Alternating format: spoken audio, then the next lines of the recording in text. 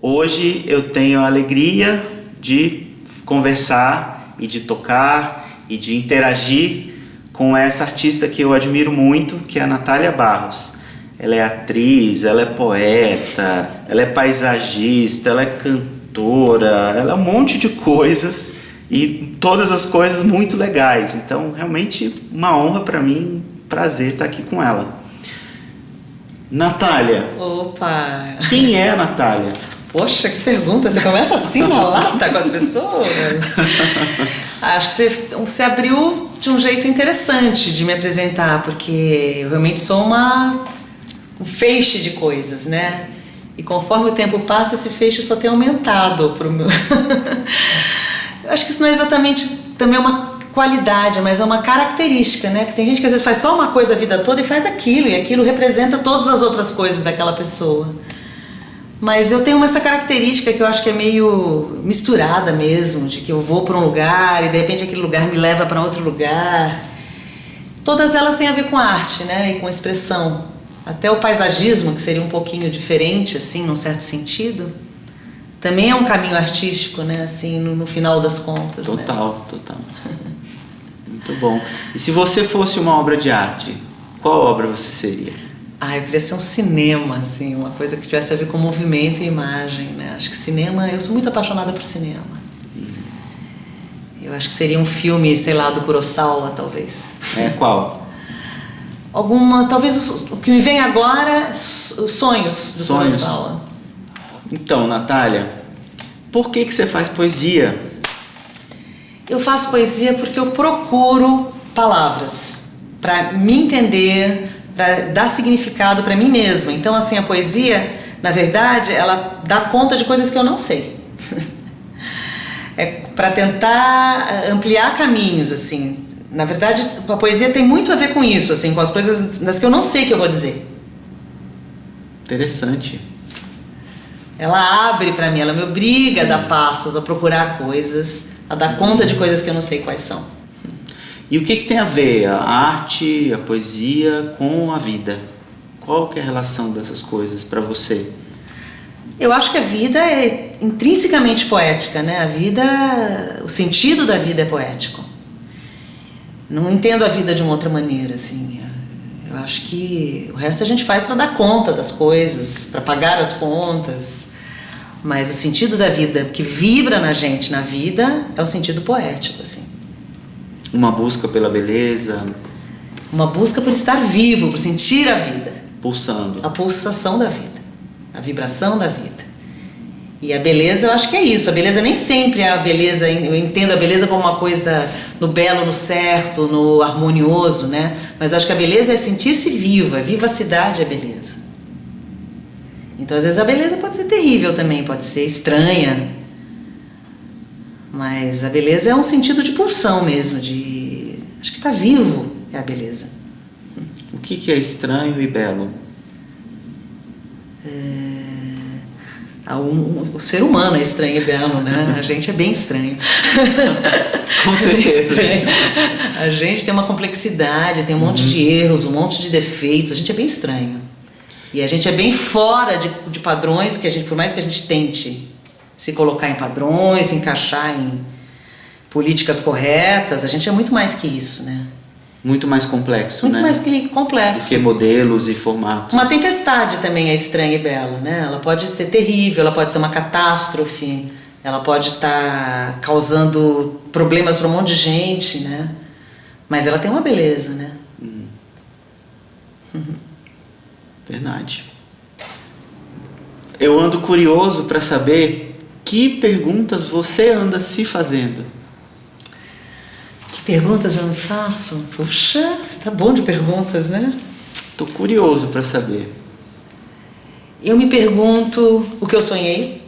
Quando eu acordo, eu me pergunto o que eu sonhei. Esse é um caminho para mim que me mostra como eu tô, para onde eu vou.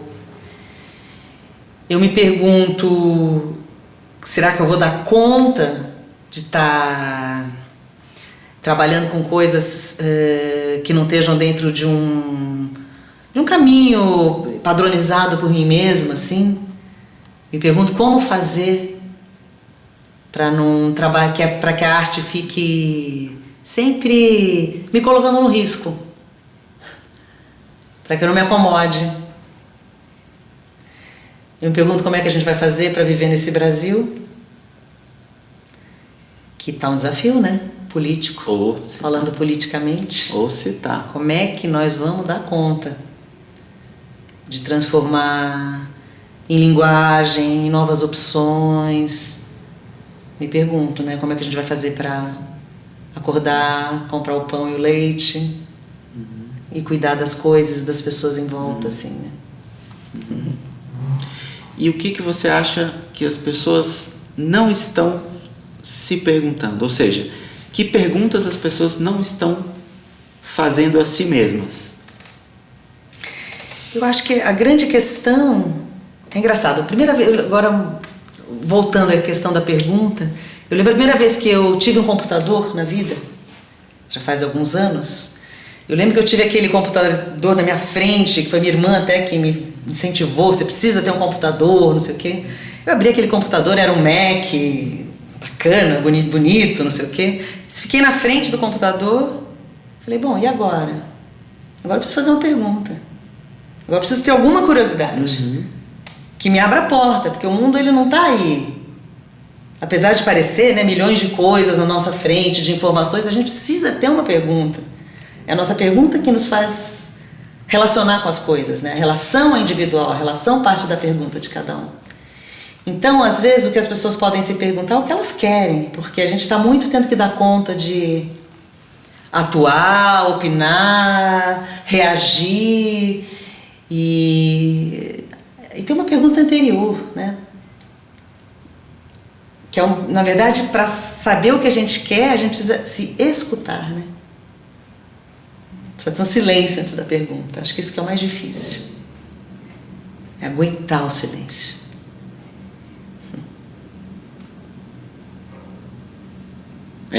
Concordo. O que está dentro da gente, né? Quem sou eu? Porque a pergunta ela precisa surgir de algum lugar, né? Ela precisa ter um espaço vazio para surgir. A pergunta já é um alívio. Quando você está perguntando alguma coisa, já tem alguma coisa que você está em dúvida. É que você está em dúvida antes disso, você precisa parar. Quando você pergunta, né? Que nem um enxingue, quando você vai tirar um enxingue, tudo bem que você está querendo uma resposta. Mas quando você tem uma pergunta, você já está num caminho. Verdade. Já é um trunfo uma pergunta. O duro é saber perguntar direito, não sair perguntando assim, né? E dar o tempo para ouvir. Ter escuta. E se permitir ouvir, né? Com o tempo que às vezes não é o nosso tempo. Ou o tempo que a gente espera. É sempre o nosso tempo. Eu acredito que é o tempo que a gente tem maturidade, capacidade para absorver e entender alguma coisa. Agora, nem sempre a nossa expectativa bate com esse tempo. É difícil a gente dar o tempo de não saber, né? Não sei alguma coisa, não sei o que eu vou fazer, não sei como é que eu vou fazer. A gente está normalmente querendo dar conta de dar respostas, né? Cada vez mais rápido hoje em dia, né? Cada vez mais rápido e cada vez mais sem profundidade, assim, né? Sem continuidade. Acho que a continuidade é um alívio. Quando você continua uma coisa, um pensamento, uma ideia, uma amizade, a continuidade é linda, né? E a gente às vezes não dá tempo, porque as coisas estão fragmentadas e simultâneas, né? Então, a gente vai indo assim, né? É verdade. Muito bom. Bom a gente estar falando disso porque uma das grandes ideias desse projeto é que ele seja um lugar de silêncio, de espaço, de reflexão, de calma, dentro de um contexto que é muito acelerado, né, em que a pessoa não assiste um vídeo se ele tem mais de 1 minuto e meio. Não, as pessoas já não estão mais assistindo, né? Isso é muito louco, então, né? assim, eu queria muito que isso aqui fosse um oásis nesse contexto todo. É que é engraçado, as coisas não cabem, não é tudo que cabe 1 minuto e meio, né? Tem muitas coisas que não cabem num tempo rápido. Claro. Não cabem... não tem a forma para caber ali. Outro dia eu fui fazer um curso com um cara que é da física quântica, e ele estava comentando que perguntavam para o Einstein por que ele não debatia os temas, por que ele não gostava, tinha uma fama de não gostar de debates e de conversas abertas, e que ele falou, o problema é que quando eu tenho uma ideia para expressar, eu levo pelo menos uns 40 minutos para conseguir começar a colocar essa ideia. Então, assim, a gente não é o Einstein, né? Mas acho que é um bom exemplo de você conseguir, às vezes, construir um pensamento. E acessar um lugar de mais profundidade, né? A gente está numa encrenca aí desse vício das redes sociais, né? Que é das ser reativo, né? Da coisa falou, respondeu, curtiu, descurtiu, carinha pra lá, emoji pra cá, né? Isso não dá conta. Não dá conta da expressão. Não dá. É importante entender isso, né? Isso é um telegrama, um avanço de um telegrama de uma comunicação, né, informativa. Eu te conheci no Landscapes, um projeto seu e do Benjamin Taubke, em que vocês convidavam poetas e músicos para improvisar em cima de poemas que eram lidos ali na hora. Sim. Né? E me impressionou a sua intimidade com a poesia. E você não lia só os seus poemas. Você lia poemas seus também, mas de outros poetas. Sim. E muito lindo e muito legal o jeito que você fazia e como você entrava em cada universo daqueles com o seu talento de atriz, né, que vem junto com tudo. Que poetas são mais marcantes para você, para sua obra, que mais te tocam? Então, são duas coisas. A gente se conheceu, você estava em cena, né, participando do projeto, né, inclusive. Sim, né? sim. A gente já se conheceu valendo, já né? valendo. Já no improviso. Esse trabalho com o Benjamin, que é o Landscapes, a gente fez 3 anos, né? Então também foi uma oportunidade grande de, uma vez por mês, a gente fez mais de 100 apresentações. Então, assim, como era uma coisa que todo mês a gente tinha essa história eu tinha essa história de procurar poemas, né, para poder ter um leque aberto, isso foi afiando também meu repertório, né? Porque eu tive que sair dos meus conhecidos, aqueles meus mais íntimos, para poder abrir, assim. E acho que são 2 tipos de poetas. Tem poetas que são muito fortes para mim, mas eles não são tão fáceis de dizer. Tem alguns poetas que são mais da fala, né? Tem pessoas que tem uma coisa, quando você vai falar, tem uma coisa, muita comunicação com o outro, com quem está assistindo, né? Então tem alguns poemas que eles são muito intrincados e que eu acho que eles exigem um certo silêncio ali para você sozinho, ficar naquele caminho ali, tentando entender aquela linguagem, entrando ali, né? Isso não faz com que eu goste mais de um ou de outro, assim. Eu gosto também de umas encrencas, de ler uns poemas que eu tenho que estar quieta ali, entrando na viagem, né? Por exemplo, sei lá, um Dylan Thomas, que eu acho que é um poeta complexo, assim, que super com imagem, meio surrealista também. Então ele é um cara que eu gosto de ler, mas eu acho que eu preciso estar quieta, eu e ele ali. E tem outros poetas que já são muito inspiradores, mas eles, eu acho que são mais fáceis de compartilhar, sei lá, um João Cabral, né, que ele tem aquela coisa do ritmo da palavra. Eu li muitos poemas de mulheres também, foi uma preocupação que eu tive comigo mesma. Li várias escritoras mulheres, não só de poesia, porque eu também me alimento da prosa no meu poema, assim, então, sei lá, uma Virginia Woolf me alimenta, apesar de não ser uma poeta. Clarice não dá para não se alimentar, né? Clarice acho que é o matriarcado da literatura, para quem é brasileira, né? Não dá. É uma língua mãe ali, né? Tem a Szymborska, que eu adoro, né? Que é uma polonesa. E ela é muito direta, é uma pessoa que eu acho que é fácil de falar, porque ela é quase uma crônica. Então tem essas várias coisas, assim. Eu leio muito poema, leio diariamente poesia. tenho a preocupação de abrir muito o meu leque, de sair de uma zona de conforto e de ler coisas que eu nunca li. Então, além de ter os que eu me identifico, que eu já li bastante, né, Drummond, Oswald de Andrade, eu fiz essa... E também fui correndo atrás, porque eu não fiz letras. Então, quando eu comecei a pensar em escrever, eu comecei a ler que nem louca, assim, falei, não, preciso entrar nesse lugar. Então, realmente, eu fui lendo o que caía na minha frente, eu fui lendo o que as pessoas gostavam de ler, e até hoje eu faço isso, assim, de... E é engraçado, porque cada poeta, ele traz uma coisa, né, assim, tem poetas que te abrem para as imagens, né, eu li uma poeta que eu conheci quando eu estava acabando meu primeiro livro, que é o Caligrafias. Eu encontrei uma poeta que eu nunca tinha, me deram um livro de uma poeta, que é a Eurídice Fontelo, que é uma poeta brasileira, não é tão conhecida quanto esses outros que eu falei, mas assim, ela tem um poder de síntese, que depois que eu li os poemas dela, eu revi todos os meus textos, não estavam ainda publicados, e eu fui cortando um monte de coisa. Ela me trouxe essa questão de tira aí o que não precisa, tira os excessos. Então acho que cada poeta é meio uma língua mesmo, assim, é interessante. Muito interessante. Você chegou a fazer algum estudo formal na área de poesia, ou você sempre foi autodidata, sempre correu atrás por si? Olha, eu sempre tive que correr atrás, nem sei se por si, ou fui junto de correr atrás das coisas, porque as coisas sempre na minha vida, não só na poesia. Quando eu comecei na música ou no teatro, eu já comecei muito em cena. Eu comecei trabalhando com 22, 23 anos com teatro e logo na sequência com música.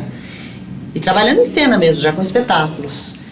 Então, assim, eu sempre tive essa questão de ser autodidata meio pra ir atrás do trem. O trem tá andando, então vamos aí, anotando, descobrindo que país é esse que a gente está passando, qual é o relevo.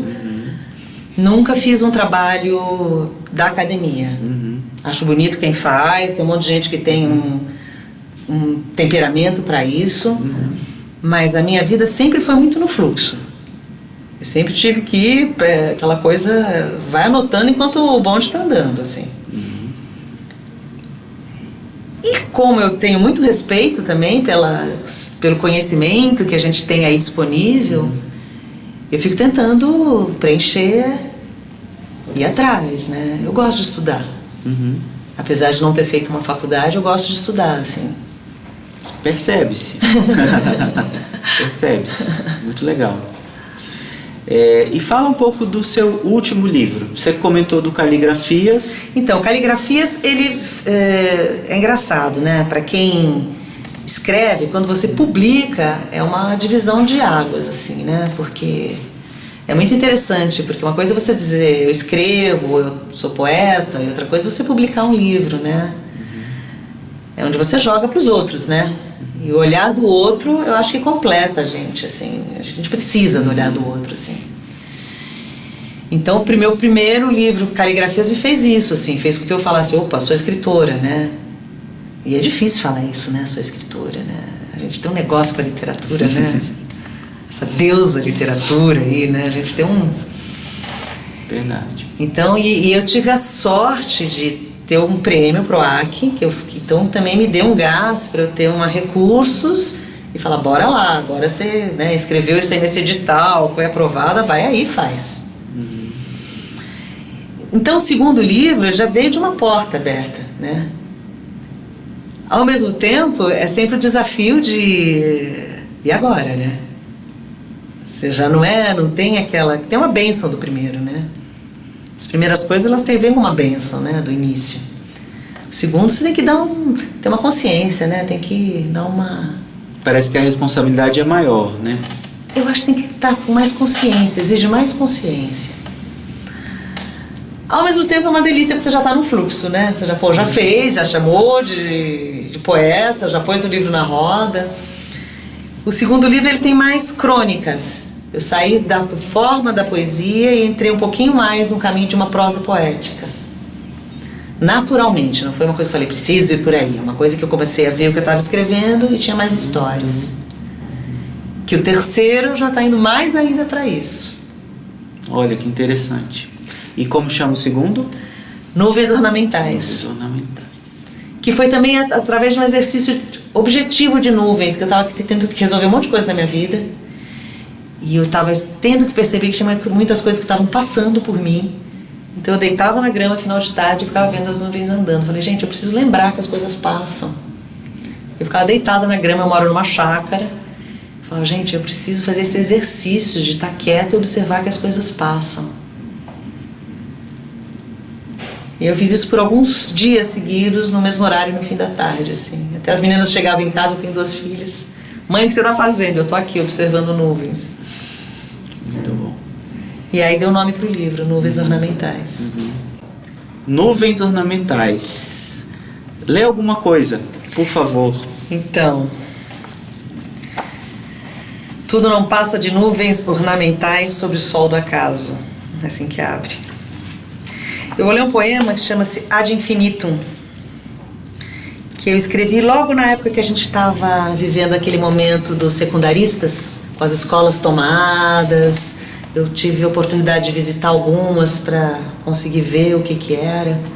E era muito legal, né? O que eles estavam fazendo lá, muito interessante, assim, muito novo o jeito de se relacionar. Vamos lá. Na ditadura também se dança. Na guerra, as pessoas fazem visitas. Na fome, as pessoas também nascem. No deserto, a beleza. E os pesadelos existem e dão arrepios. Tesão também dá arrepios. O século XXI é o que temos de caos e maravilhas. No mar, eu vi o ouro. O dinheiro não reflete isso. Dentro do peixe a onça, dentro da onça a cobra, dentro da cobra a mulher, dentro da mulher a noite, dentro da noite o cavalo, dentro do cavalo o lago, dentro do lago o olho, dentro do olho, etc, etc, etc, etc. Eu quero aprender até o fim. Muito bom, eu adoro isso. A gente não fez, né? A gente não fez essa. E é engraçado, essa história de falar de ditadura, não sei o que, eu tenho lido de vez em quando. Esse é um poema que eu percebi que ressoou nas pessoas. É assim. ótimo, muito bom. Teve algum ponto, algum momento na sua vida em que alguma coisa mudou e foi marcante? Você consegue identificar isso? Não sei, eu acho que talvez para algumas pessoas isso simplesmente não aconteceu, mas para você aconteceu alguma coisa? Sim, as questões extremas da vida, de morte e vida mesmo, assim, né? Morte de pai é uma divisão e nascimento de filho, né? Tenho 2 filhas, então assim, ser mãe, você muda, tudo bem que você gera em 9 meses, mas a hora que aquele bebê tá ali tete a tete, nunca mais ser a mesma pessoa, né? Aquela Natália vira uma outra coisa, assim, né? E o que aconteceu com a Natália a partir desse momento? Eu tive que aprender o que é ser mãe, porque ser mãe não é uma coisa que a gente instantânea. É um estado em construção, né? Você vai... Tudo, né? Como é que você tem o filho, como é que você amamenta, como é que você abdica do seu tempo, né? Acho que uma das grandes dificuldades é se abdicar do seu tempo sozinho, solitário, em amor ao outro, assim, em cuidado ao outro, né? Doação. Ou no mínimo em cuidado, que não seja amor, né? Para algum... Porque o amor talvez seja opcional, tem um lado que você tem que cuidar, né? Eu acho que o amor se abre por graças... Para mim ele abriu junto com o nascimento, assim, né? Eu senti que veio uma coisa... Que veio uma coisa que ia me ajudar a dar conta do trampo, assim. E outra coisa que... Um fato bem simples, que eu acho que também foi uma conquista minha, foi quando eu aprendi a nadar no mar. Quando eu aprendi a nadar no fundo no mar. Porque eu sempre sou de Santos, então eu sabia nadar, não sei o que. Um dia eu saquei, eu fui com uma amiga minha que nadava no fundo, ela me explicou que dava na mesma se eu estivesse nadando a 1,5 metro de profundidade ou a 3 metros. Eu lembro que isso foi uma conquista para mim, que ela traz muita coisa que eu acho que tem a ver comigo, assim. Te deu coragem para fazer poesia, por exemplo? Me deu coragem para estar num lugar que ao mesmo tempo que é quase um bicho, um mar, né? É um lugar que você precisa ter respeito também, né? Qual que é o grande recado da Natália Para a humanidade? para a humanidade?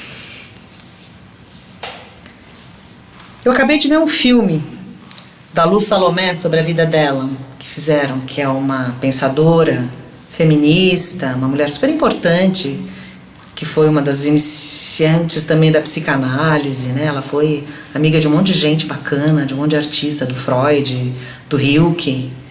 E tem uma hora que ela fala que o pai dela falou para ela uma frase que é: torne-se quem você é. Eu acho que esse é o grande desafio. Acho que isso que a gente não pode perder. Quem a gente é e o que a gente veio fazer, e ó, é agora, é aqui, é nesse corpo. Isso é muita coisa, torne-se quem você é, né? Porque é uma coisa que não é só a gente dar espaço, a gente tem que criar o espaço para isso. Observar os descaminhos que a gente mesmo tem às vezes, né? Torne-se quem você é, né? Acho que é isso. Às vezes leva uma vida toda, né? É o tempo todo. Porque quem a gente é também não funciona para sempre, né? Quem você é aos 15 não funciona aos 16, não funciona aos 40, não é? O Eureka, descobri o Ru, agora vou surfando, né? Você tem que continuar no movimento, né? Tornar-se. Constante movimento, né? É. Às vezes a gente faz uma ideia do que a gente é, Ela funciona por pouco tempo, em geral. mas que não é totalmente formatada, rígida, né? E tem uma pensadora americana, Brené Brown, que ela fala da coragem de ser quem você é e não do que você acha que você tem que ser. Sim. A coragem de ser imperfeito, a coragem de ser humano, simplesmente. É. Porque às vezes a gente pensa na coragem, pensa só nas coisas heróicas, né? É. Como eu vou ser isso, como eu vou ser aquilo. É. E às vezes eu concordo. Uma a coragem coisa de admitir. idealizada. E às vezes a gente idealiza muito, né? Essa coisa dos modelos, né? Eu tenho que ser aquilo, tenho que ser isso, o que esperam de mim, o que é bonito ser. E não esque... se eu pudesse falar para alguém, não esqueça de se divertir também. Porque a vida, a gente tem que passar pelo prazer, obrigatoriamente. Não vamos esquecer de nos divertir, porque assim, tem uma frase do meu primeiro livro que eu acho que me representa, assim, que é: eu acredito em vida antes da morte. Eu acho que é importante, né? Porque difícil tem um monte de coisas, né, erradas, estranhas e caindo, né? A gente está no eterno apocalipse aí, né? Mas olha que lugar, né? Que a gente está, né? Eu tenho essa sensação que a gente tem muita coisa à disposição, assim, para deixar barato.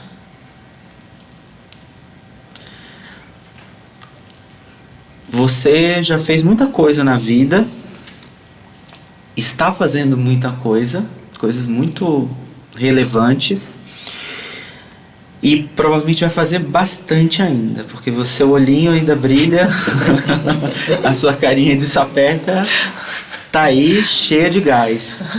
Amém, que bom. De tudo isso, qual dessas coisas você mais, se você pudesse assim, escolher, não, eu quero colocar um holofote nisso aqui que eu fiz, né, para que seja o meu grande legado. Qual, tem alguma coisa? Meu foco agora é a escrita, é escrever. Acho que para escrever as outras pessoas, as outras partes, as outras pessoas, Natálias, tem que estar junto.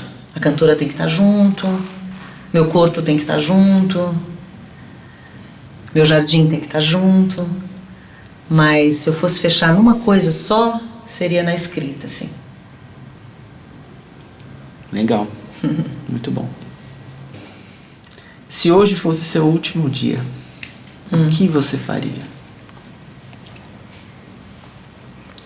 Ia tomar um banho de mar. Arrepiei. Muito bom. Querida, muito obrigado. Muito obrigado. Prazer. Foi uma delícia. Prazer. Bom pensar junto. Estamos juntos aí, né? Nesse caminho aí. Obrigada pelo Muita convite. honra, muito prazer, tá? Você tá aqui. Obrigada pelo convite, pela companhia, né? A gente tem tanta parceria, tanta coisa. Pois é. Pois é. Sucesso aí no programa. Amém. Muito obrigado.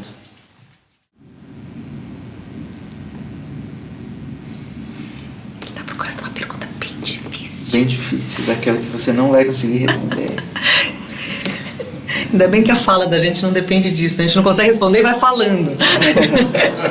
Dá-se um jeito. Faz-se algum caminho, Você liga né? a torneira, ela vai. Muito bom.